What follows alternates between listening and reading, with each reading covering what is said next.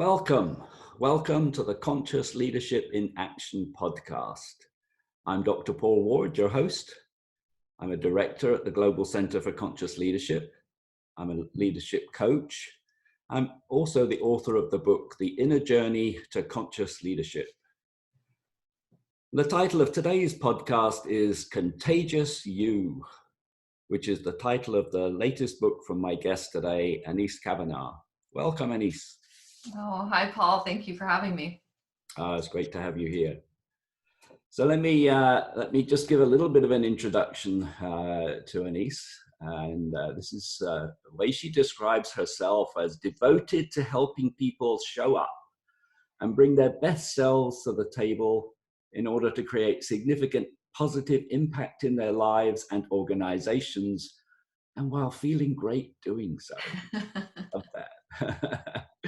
So Anese is an entrepreneur, an author, leadership and collaboration advisor, impact strategist, and a thinking partner for business leaders in many different industries. And he's a speaker on leadership, on culture, being positively contagious, nourishing our relationship with ourselves, and creating impact. And the creator of the IEP method, the Intentional Energetic Presence method. And I know we're going to jump into there a little later in our conversation. And this is the author of Contagious Culture, which was published in 2015. Show up, set the tone, and intentionally create an organization that thrives. And the book that we're going to talk about today, published just at the end of last year, Contagious You, Unlock Your Power to Influence, Lead, and create the impact you want. So I'm really looking forward to jumping in there. But the purpose of these podcasts is to advance conscious leadership for the greater good of humanity. And my regular listeners will know that I usually begin these podcasts with a moment of mindfulness, a purposeful pause. And in Contagious You, Anese asked if in our busy lives, we feel like pausing is impossible. And sometimes it does. But building these pauses into our schedules and protecting those pauses are really important. And he says, pause, breathe, reboot. So let's begin today with a purposeful pause, calling on the universe, our higher power, source, spirit, whatever works best for you to guide our conversation today. Close your eyes if you wish, and let's just take 3 deep cleansing breaths, just to bring us present to whatever wants to emerge today. So 3 deep breaths, breathing in through your nose, holding just for a second, letting go, breathing out through your mouth.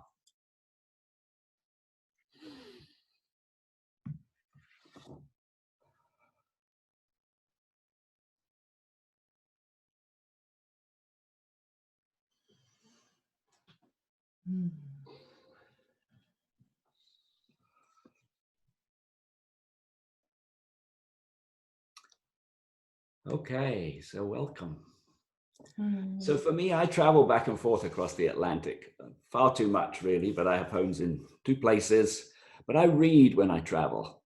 And my challenge is that I have a lot of books that I've only read partway through, and then they go back on the pile or on the shelf. Now, this is not the case with Contagious You. I read this book to the end, not only on the plane, but after I landed and had the opportunity to complete the book. I made a lot of notes. I wrote a review. I just love this book. So thank you for writing it. Thank you. You bring tears to my eyes. Thank you, Paul. I'm touched. I'm so, thank you. So glad. You're welcome. Now, you wrote Contagious Culture a few years ago. So what prompted you to write Contagious You? Well, so Contagious Culture, the big surprise about that book was people got that book because they thought they would be working on their culture, and they thought that they'd be working on their team and their organization. And the big surprise in Contagious Culture was that actually you are the culture, I'm the culture, all of us are the culture together. So it's not about putting culture outside of ourselves. It was about really stepping into what I call our IEP, our intentional energetic presence, really stepping into that and being intentional about how we showed up in order to create a positively contagious culture. Because culture is always contagious. The question is, are we positively or negatively contagious? Or are we just beige, you know? So that came out in 2015. I think it surprised a lot of people because they weren't thinking that that was where I was going to go with that book. And it was also one of the most important lessons where that book got picked up in industries I didn't expect would adopt it in such a beautiful way. And since that book, I've been, out in rooms and working with leadership teams and working and doing a lot of speaking, a lot of keynotes. And what I would notice is that afterwards, I would have a couple of common questions from people. One would be, Anese, I'm doing everything that you're talking about in contagious culture. I'm doing it. I'm working my IEP. I feel better. I'm showing up better. However, that guy or that gal is not doing it. How do I manage them? Right. So there was one question, like how do I navigate that? Like when I'm doing all my work, but everyone around me is still, not feeling great to be around. Like how do I better lead that? So that was one. The second question was, okay, great, I get it. How do I do more? Like give me more tools. Like I want to take my practice even deeper. I want to become even more conscious, more intentional. So that was the second question. And then the third one, Paul, was the people would come up to me, and literally they would come up to me and they'd say, okay, this is all great. I'm really glad that you're talking about the being in culture and, all the stuff that we need to be, but just tell me what to do and I'll do it. And they still wanted the list. And there were too many times when somebody would say that to me and there would be another person that was on their team that would be witnessing it. And when that person would say, just give me the list. I don't need this stuff. Everybody else needs it. I got it. Just give me the list. That person would walk away. And the person was witnessing it would say to me, of all the people in this room that needed to hear this message, it was him or her. How do I work better with that? So the book was written to deepen the practice. It was written to help people navigate even more effectively. And it was also written for the people who still don't see that they're the culture, to invite them in a different way into becoming the culture or to owning that. Good, thank you. And it's got a lot of tools. I love the tools, the lists, just the many different aspects, which is why I wrote so many notes, because I can never remember them. But I wanted to just check them and use them myself. So I appreciate that. Now, just talk a little bit about contagious. The word contagious. I know in the book you've got a formula for contagious. So talk about what that means. Sure. So contagious is, most often we think about it in terms of a virus or health, something related to well-being. And the idea is that contagious emotions and attitudes are also contagious. We pick up on each other's vibe or energetic presence. We pick up on what's going on for another person. And I think the simplest way to explain it is if you walk into a room and you have a meeting, or you just, you and I meet on the street, Paul, and one of us, we'll use the meeting just because the meeting's a really good common example. So we walk into the meeting, there's a couple of us that feel really great. We're really happy to be there. And there's that one person in the room that's just, their vibe is just really low. Maybe their arms are crossed, their brows are furrowed. You can feel them, you can feel it. And what generally will happen is the other people that came in the room, they will often catch that vibe and they'll meet the lowest vibration in the room. So in that case, that lowest vibration was contagious. Other people they felt it, they saw it, they might have tried to hold their state for a little while, but ultimately, most often, unless somebody is really good at holding their state, they'll match the lower vibe.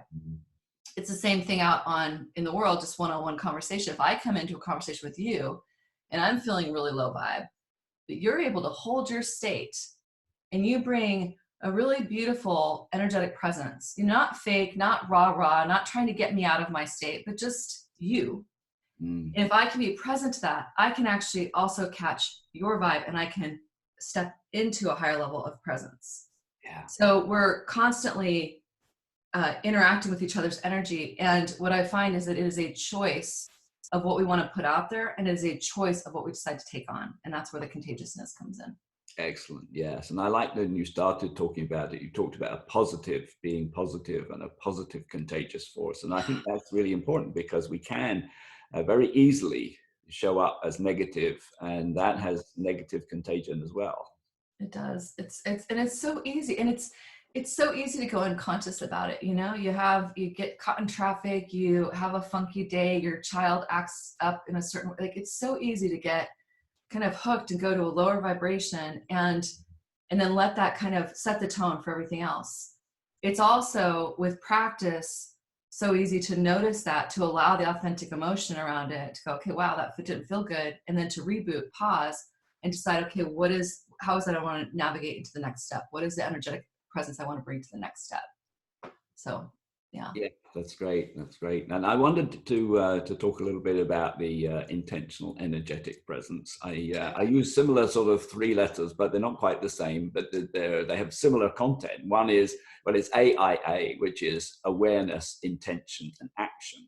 Oh, So we do a lot beautiful. of things around mindfulness, and I like to think about, mindful leaders are great, but we need action. So I like to think about Yes. conscious leadership as mindfulness with action. So Oh, that's a part of what I think about. But I love this intentional energetic presence, IEPs, and I really wanted to learn a lot more from you this morning. So share a little bit about that and how you apply it. okay, great. Well, I love it that you've got the action built in there. I'm with you 100%, because here's the thing: we can all have great IEP. However, if we don't do anything, like, we'll just be nice to be around.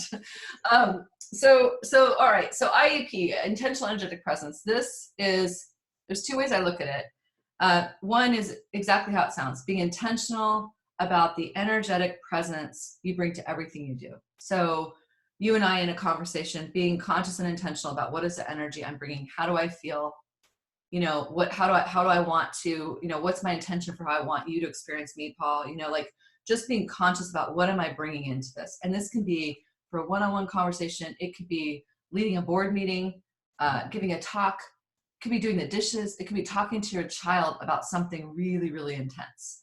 Before we go into anything, we have a choice to get present and to set an intention on how do I want to show up. And the more we set that intention, the clearer we are there, then the easier it is to actually follow through physiologically with that intention.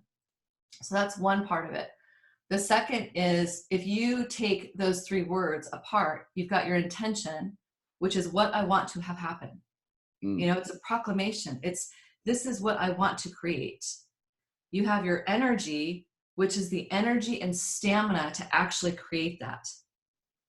And then you have your presence, which is, how am I going to show up when I'm doing it? How present will I be? What will my actual presence be? Am I going to be really conscious and with the human being I'm with in this conversation, or am I going to be thinking of 20 other things? Mm. So I put those three together. And then what I have found is that there's a method to the madness of working your IEP.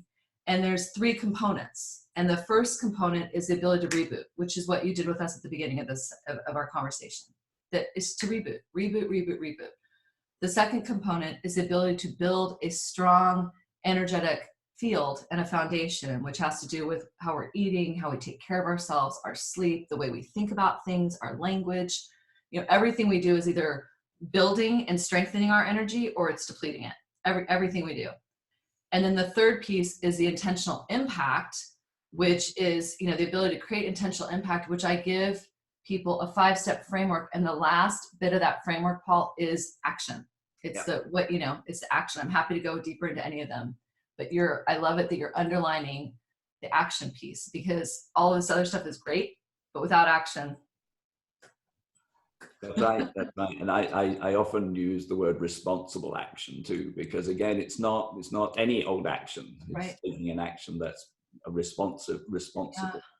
Yeah, for sure. And so I'd like to take one area that a little bit more in depth, and that I talk about character and presence, character being who we are and presence as to how we show up. So there's lots of similarities in the way that we share our ideas.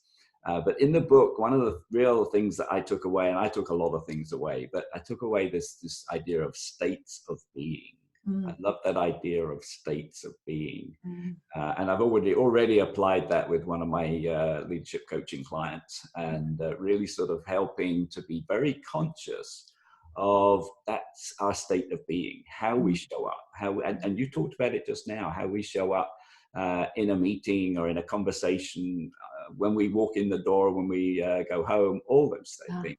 Yeah. So share a little bit more about this whole idea of states of being and the positive and the negative of that. Oh, great. Okay, so we're always in a state of being, always. Right Mhm. now, you and I are in a state of being.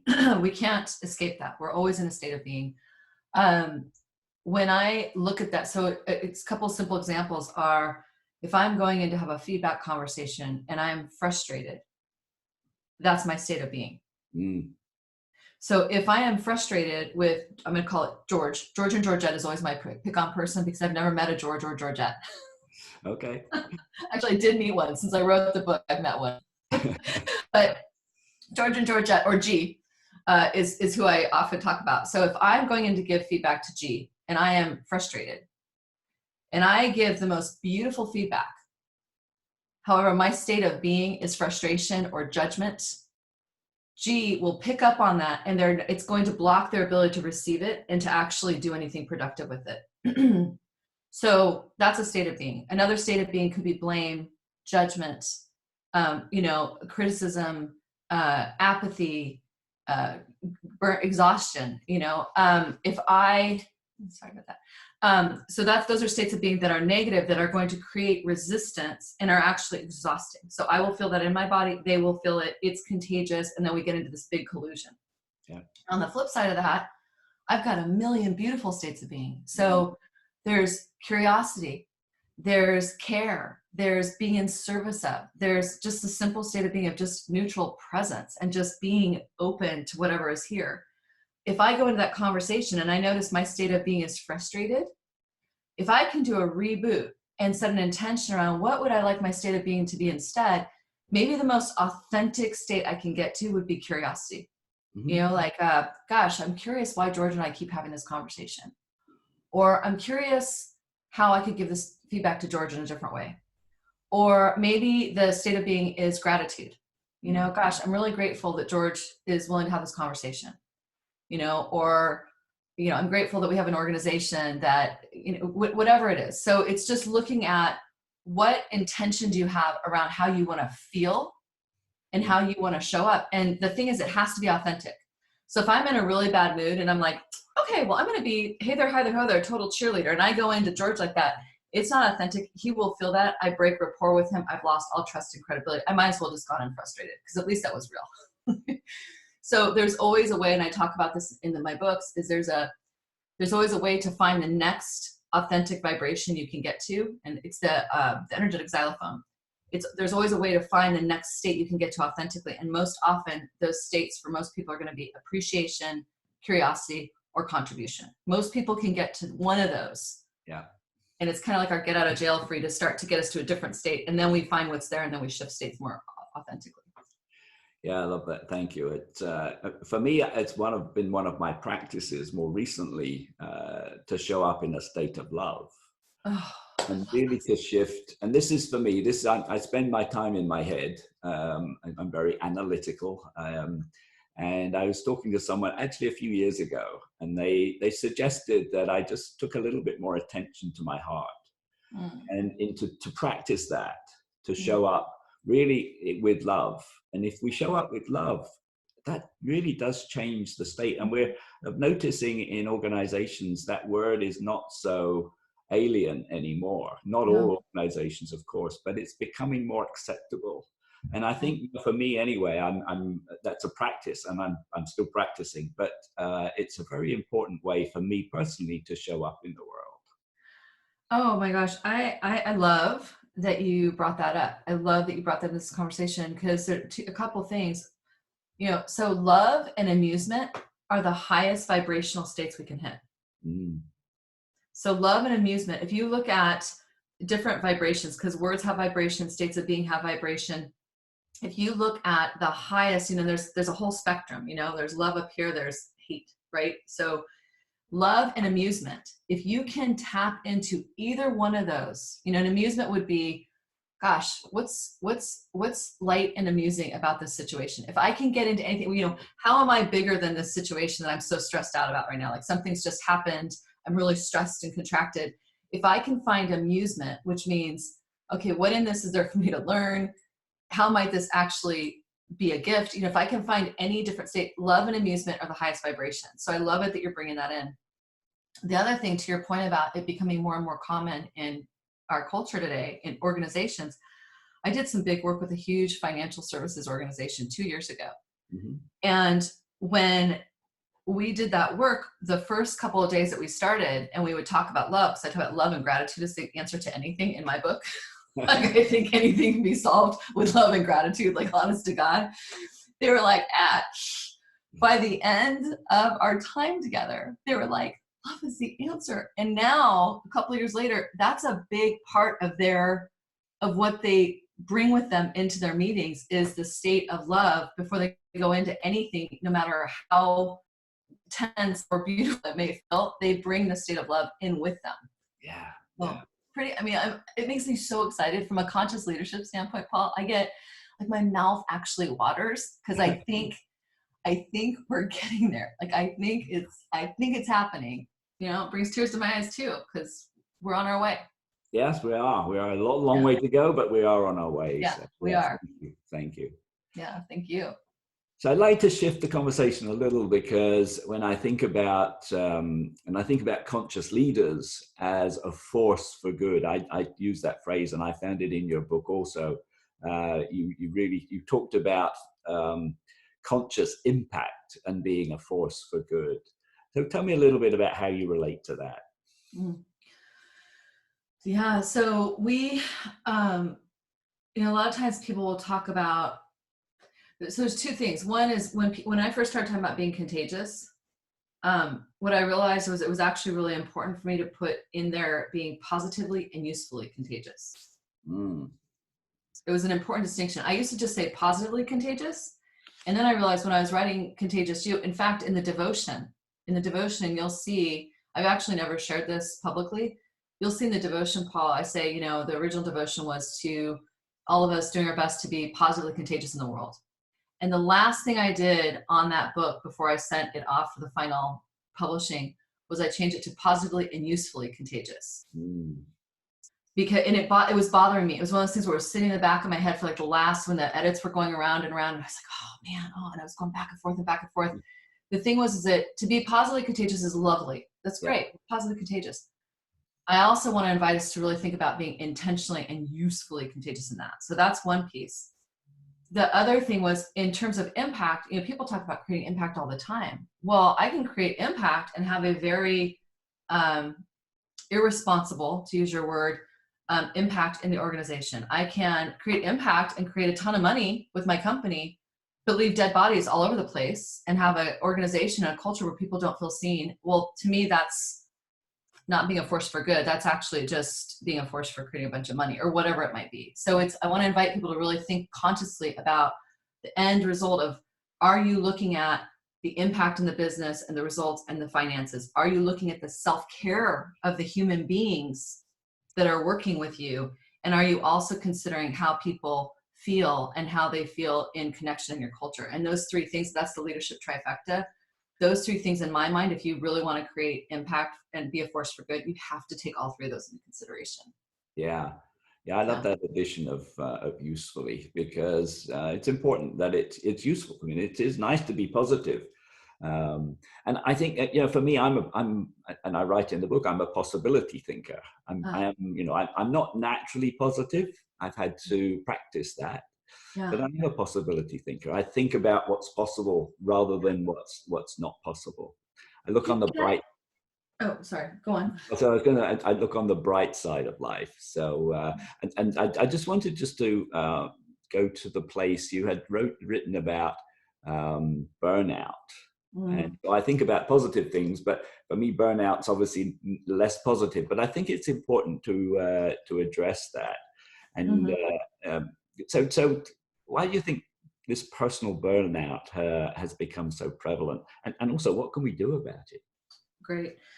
Well, one thing I wanted to add, I'm sorry to interrupt you earlier, I started to, and your point that you're making is so important about positive being, the positive energy. I want to make a distinction for everybody listening to this, that a lot of times when people think about having positive energy, they think that that means that they're bouncing off the walls and they're a cheerleader and they're high vibe and it just feels so great to be around them. And I want to invite people to think about positive energy is not about being rah-rah or a cheerleader or having it look a certain way. It's about bringing clean, positive intent with your energy into anything you're doing. So somebody out there who's very introverted, this is how this usually shows up. Somebody who's very introverted and actually very quiet, they sometimes will go, oh my gosh, well, if I'm not like bouncing off the walls, am I not bringing a 10? No, you can be super introverted. You can even be really sad. Something really sad can be happening in your life, and you can still bring a beautiful quality of presence and positive energy to the equation. So I just want to make that distinction. Yeah, thank you. Yeah, thank you for letting me.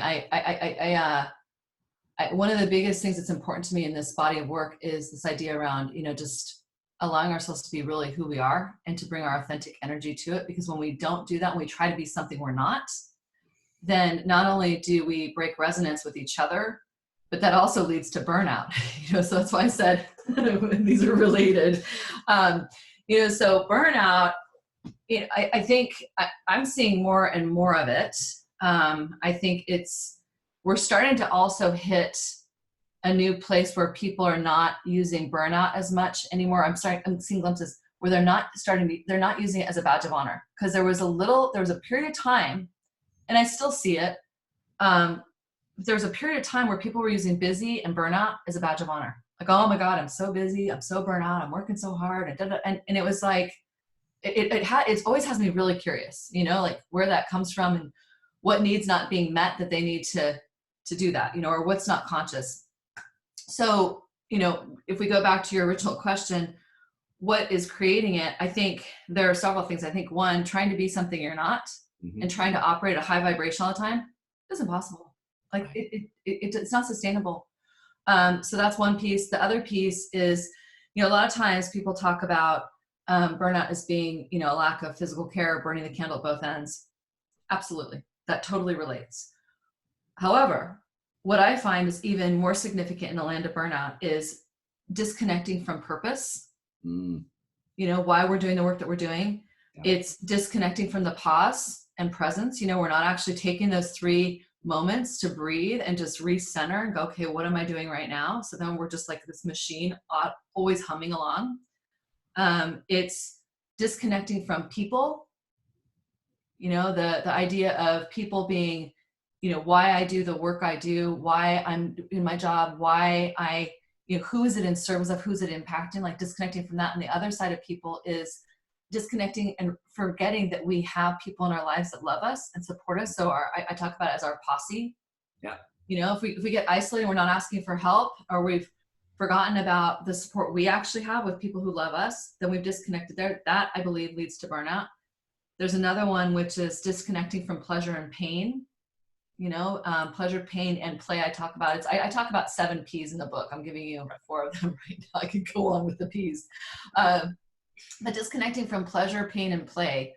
A lot of times we get so focused, we forget to play. And then we rob ourselves of pleasure because we're just doing this. And then with that, what I see is people have pain and they're dealing with something, or they just got their feelings hurt, or they've got some childhood trauma or some pain that they feel like they can't address because they're in a leadership position and they got to get the stuff done and they got to provide for their family. And so they don't allow the full pain, or they don't allow the full truth of, wow, that really hurt my feelings, or I'm really scared, or whatever.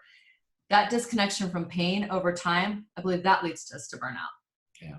So to me, and again, there's more P's in there, but to me, the biggest thing is coming back to the pause, being present to every moment, and really continue to come back to purpose and why you're doing the work you do. Because if you can come back to that, then all of a sudden things like self-care become even more important. Because if I'm really connected to my intention and my purpose and why I'm here doing what I'm doing, I'm not giving up my self-care, because I know that if I'm not taking care of myself and I'm burnt out, I can't serve in the world.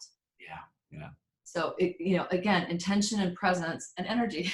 Yeah, yeah. Well, I'm glad you brought purpose in. I think those people who know me know I talk about purpose a lot, and you know, discovering or unlocking our purpose is really key to being able to take all of these steps. Yeah, I mean, and purpose, to me, purpose and vision, those two things are like the biggest form of intention. They're a form of intention. You Yeah. know, like my purpose, what I'm here to do in the world, why I'm doing this thing, you know, whatever is happening, whether it's with my child or in the world with the company, that purpose is a huge intention of what I want to create. Mm, So if I can keep coming back and reconnecting to my intention, everything else in my experience, Paul, and I witnessed this over and over again with the human beings I get to be in relationship with, everything else starts to get easier, because if I'm really clear and anchored on that intention, I know I have to take care of myself. I know I have to pay attention to how I'm affecting other people. I know I have to be more present. So yeah, yeah, that's yeah. great. So in the towards the end of the book, you've distilled the sort of content of the book into 15 core principles, which I love, you know, and I really resonated with all of the principles. Now we don't have time to go into them today, but you've just mentioned self-care, and you also talk about asking for help. And for me, that's an interesting topic. It's also something that a lot of leaders don't do. They think that asking for help is weakness. Mm-hmm. So talk a little bit about how do you advise leaders to do more at asking for help? Yeah, I think, well, again, if we come back to intention, Mm, if we come back to that intention for the leader, what they want to create, then asking for help, even though it might be uncomfortable, the intention is more important than the discomfort of asking for help. So I just want to bring intention back into that in relationship. Do you see the connection? right. Yeah. So a lot of times what I'll do is I'll ask the leader or the board or whoever, I'll go, okay, what is your intention here? What do you guys want to create? And what help do you need? And they'll be like, oh, I'm kind of scared to ask about that. Or that feels like asking for too much. Well, hold on a second, come back to what you're trying to create and what it's in service of. It's in service of hundreds and thousands of human beings. It's in service of a healthier planet, like whatever that purpose is. If that's really important to you and you're really connected to that, then asking for help is going to be a lot easier. So that's one thing, is just to come back to the intention, which will make it easier. The other is that, you know, you're talking about vulnerability. And to me, asking for help is actually one of the best leadership skills we have. Vulnerability and being honest about things and doing things out of our comfort zone. Not only to me is that a sign of strength and not being arrogant, it also is a gift to the people we work with, because the more I ask for help and I model that I don't know everything, the more the people around me and my direct reports and my organization sees it. Okay, Anese is willing to ask for help, so I guess it's safe for me to ask for help. And so then we've got a culture of being able to ask for what we need in service of creating better results together. And so it just saves us a ton of time. So that's where I would go with those. Yeah. Thank you. I just think it's so important that you know, we help leaders to that place where they're more comfortable. We're more comfortable to ask for help. I think another important part of that is, and I was just talking with someone yesterday, I was talking about the CEO is having a hard time figuring out what kind of help they need. So they don't know how to ask for the help from the board. So the CEO is awesome CEO, creative, great, and like fantastic. But the place where he's missing something is he's not asking for help. And so therefore the company is stuck. Mm, And so what we found with him is that he's not clear on exactly what help he needs. So there's a little bit of work to do for him to go away from it, to take a half day of white space or whatever, and to just sit down and go, all right, what is it? Where am I stuck? Where are we stuck? What things need to be moved? And how do I go and ask the board for help, or the other people on my executive team for help? Even if that might be, and we'll see how it turns out, this was yesterday, but even if that might be that he goes and he says, hey, I know we need help. We're stuck. I don't actually know exactly what the help is. Can you help me figure that out? That is so beautiful. yeah. That is so beautiful. Because I'm going to tell everyone listening to this, like myself, you, like all of it. I mean, maybe you do, Paul, but I sure don't. None of us have it figured out. We're all learning it. We're learning as we go. We're doing our very best. Yeah. And the more we can give space and grace for that for ourselves, then the more we can create for each other. And then the more we get to do really beautifully as a planet. So ask for help. Ask for help. Yeah, that's great. Ask for That's a help. great message. Good. Well, we've touched on, elements of the book, but I just wanted to give you the opportunity to share, anything that we haven't touched on, something that you feel is a very important message from the book. Yeah, I think, thank you. I think for me, I started my career in kinesiology, working with athletes. Mm, And I started obsessed with self-care and how self-care impacted our ability to perform and to do good things in the world. And it's a very long evolution of how I got to this point in my life. However, what the consistent has been is that I full-heartedly hold that our most important assets in leadership are our ability to take care of ourselves, like our ability to take care of ourselves and our ability to get clear on an intention. And then of course our ability to be present through all of that, right? But if I had to do two, self-care yeah. and your intention, those are the two things that if you can, and I'm gonna go back one more step. The clearer we are on our self-care, the easier it is to be clear on our intention. Yeah. So a lot of times people want to, and I see this almost every single day. I see it almost every single day in my work with people. People want to put self-care on the back burner. I'll sleep when I'm dead. Like that kills me. I actually have a physiological response when people say that. I'll sleep when I'm dead. I don't have time to work out. I don't have time to think about what I'm putting in my body. I don't have time to stop to use the bathroom in between my meetings because I'm going. The self-care piece is, to me, the most important thing you can do as a leader in order to be of more service to the rest of the world. And self-care does not mean that you're exercising 10 days a week and eating perfect food and your chakras are all like, it doesn't have to be big. It's the little things in the moment that can be as simple as the way you're talking to yourself. Yeah. Self-care, being kind to myself, can be the littlest thing I can do in the moment to take care of myself, to create a little bit more space and breath. And I think I want to close with that and just offer people, consider the littlest thing you can do right now to up level your way of being in your relationship with your self-care. And then with that, consider how that impacts your ability to lead, to create impact in the world. I promise you there is a relationship there. And the more that we all lean into it, the better we are for each other. That's a great message and a good way to bring our conversation to a close. I'm going to just give us an opportunity to share some contact information, because we need to know how we can reach you. So let me bring up that page, and I will invite you to tell us how we can find you. What's the best way to reach you? Great. Okay. Well, you've done a beautiful job here. I love how you set us up. Paul, I have to tell you, I love the container that you hold in a discussion. I love your intentionality around the beginning, the pause, the end. I just want to offer that. I love the way that you spent time and care in your introduction of me. I think, and I talk about that in Contagious You, how we can set each other up for success with the care that we put into introducing each other. So I just want to personally thank you for that. Thank you. I think what you have here is really great. There's another secret site. It's a secret site, which is iep.io, iep.io. And your audience can go there and can download the IEP sheet for free. If you guys go there, you don't have to pay for it.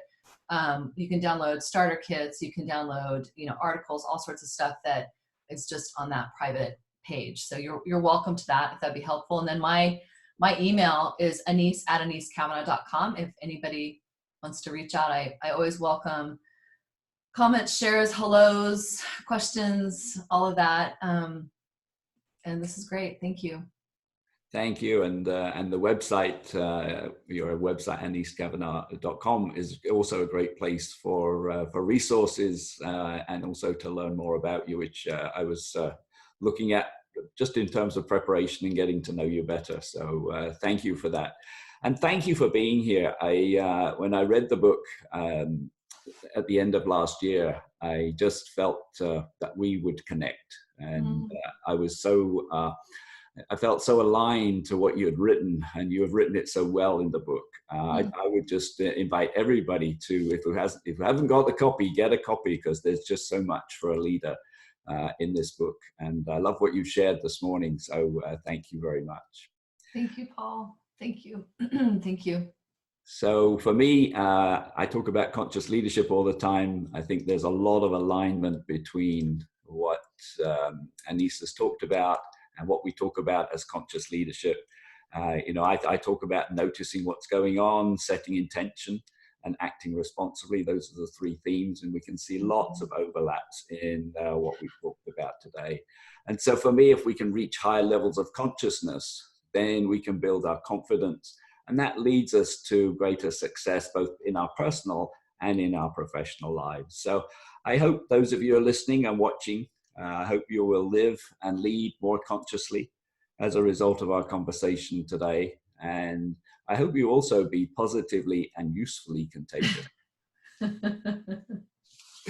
So reach out. I know Anese said contact her. I'm also very open. I love to hear from those of you who are listening, sharing your ideas, asking questions. So you can reach me at paulw@drpaulward.com, and you can find the book at theconsciousleadershipbook.com. So thanks again to Anese, and thank you all for listening. We'll see you on the next podcast.